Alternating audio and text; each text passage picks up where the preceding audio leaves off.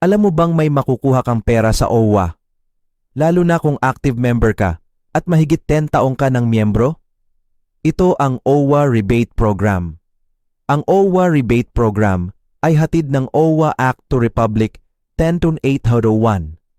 Layunin nitong bigyan ng halaga ang mga miyembrong OFW na 10 taon o higit pa at hindi pa nakinabang sa anumang programa, serbisyo o benepisyo mula sa ahensya. Ano ang mga kailangan para mag-claim ng inyong rebate?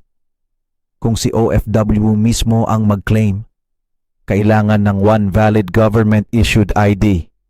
Pwede ang mga sumusunod: OWA e-card, passport, company ID, NBI clearance, postal ID, SSS, GSIS, driver's license, PRC, senior citizens ID, voters ID.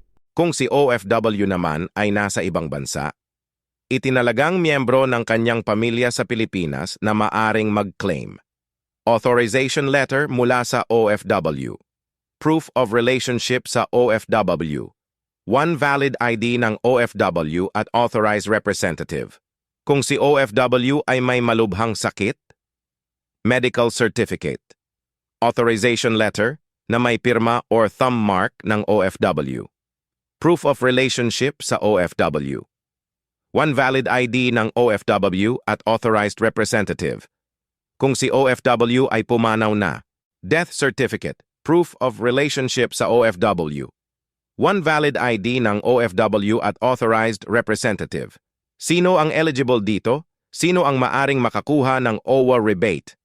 OFW na naging miyembro ng 10 taon o higit pa hanggang December 31, 2017 cut-off period. Nakapagbayad ng 5 FIPS or higit pang membership contribution. Hindi kailanman nakatanggap ng anumang programa or serbisyo ng OWA and OFW o kanyang pamilya.